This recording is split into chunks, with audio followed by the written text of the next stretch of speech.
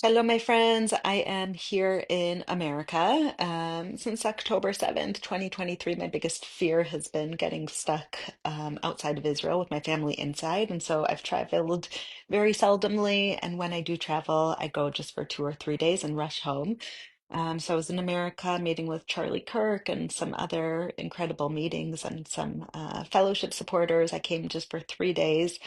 Last night, I was on my way back to Israel around 3.5 hours into the flight, and the pilot came on and said, Israel is attacking Iran's nuclear reactors. We have to immediately turn around. We're turning off the Wi-Fi. We're at threat for being hijacked or hacked. And so we have to turn around and go back to America immediately.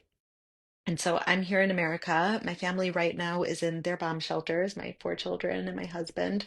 Israel is under attack.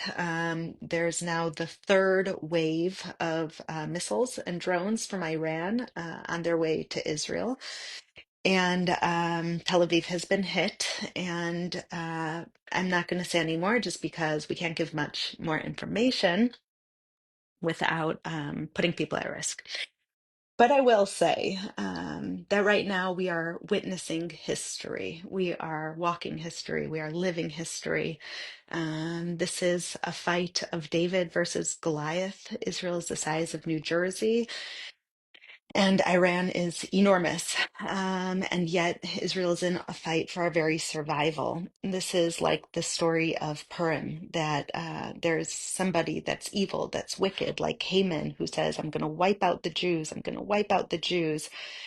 And God calls us not to wait and stand by until that happens, but to take that seriously. And I pray that just like wicked Haman, who planned to destroy the Jewish people, and he ended up getting it back on himself and his family and his people. I pray that just the evil Iranian regime, that they will be the ones to go and they'll free the good Iranian people.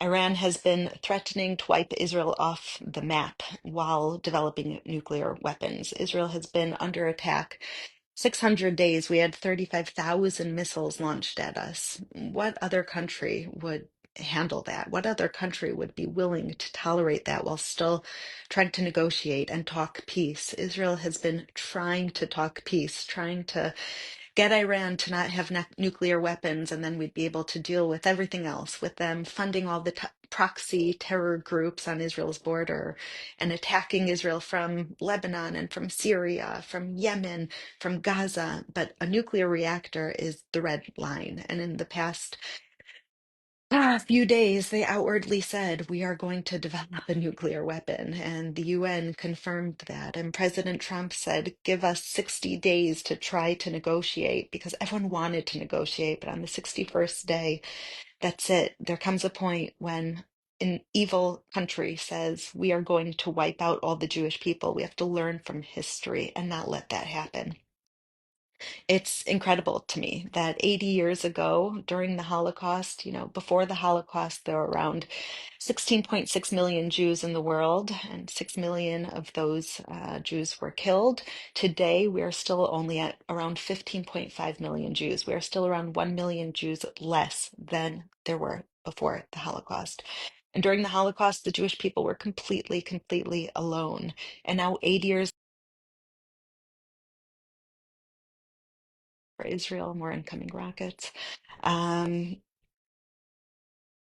as Israel is under attack right now, we see the entire free world coming together to help. We see Jordan and Saudi Arabia and Egypt and the UAE and, of course, Britain and the EU. We see America, our greatest allies. Israel isn't fighting this alone. And I think there are two reasons why Israel isn't fighting this alone. Number one, because everyone realizes that a threat to Israel's survival is a threat on the West. If Israel goes first, America will be next, Europe will be next. The terrorists themselves say it: first the Saturday people and then the Sunday people, the Jews and then the Christians. First the little Satan, Israel, and then the big Satan, America. And so the world is coming together to fight this evil.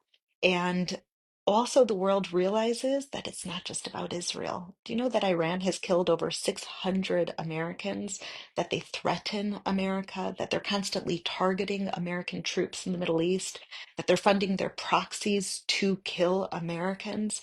This is a death cult, and this is those who sanctify life, like Israel and America and Jews and Christians, against a death cult that worships death. And so I've been watching videos from inside of Iran of women tearing off their hijabs and saying, "Come free us, come free us." And I've been seeing people in Iran celebrating because the Iranian people, it's not like Iraq. The Iranian people want progress. They know what democracy is, they know what freedom is. They had it for so long. And they want to be freed. They want to usher in a time where Iran is a country of freedom and education and equality and women's rights, just like it used to be before the Islamists took over. And I believe that today it's possible. We're closer now than ever. That this is something that the whole world should be praying for because it affects all of us. Without an Iranian threat, there will be peace in the Middle East. Without an Iranian threat, you have all these moderate Gulf countries who can thrive and not be scared of the Islamists. You have America that can thrive and prosper.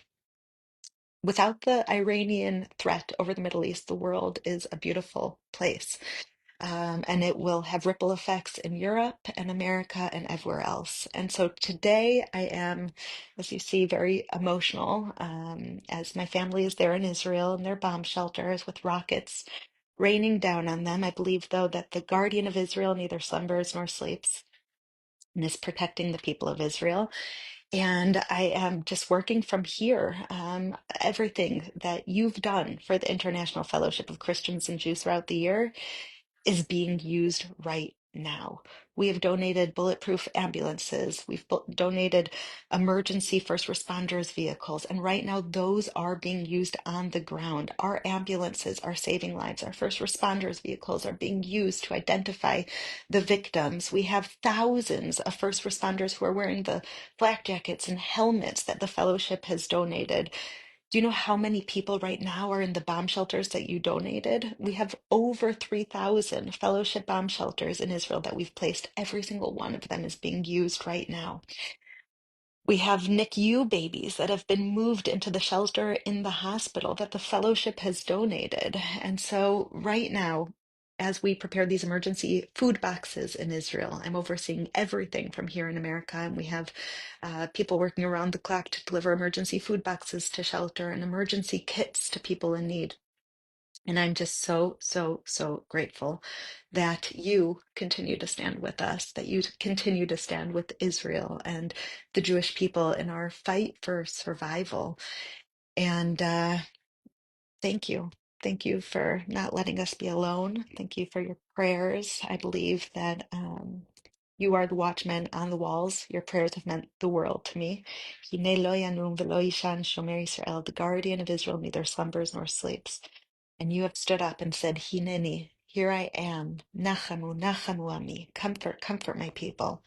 So as my family is in their bomb shelters with rockets overhead in Israel, it is so hard to be far. As my people are under attack right now, tiny Israel, it is so hard to be far. But I feel that we are connected in our heart, in our spirit, in our prayers.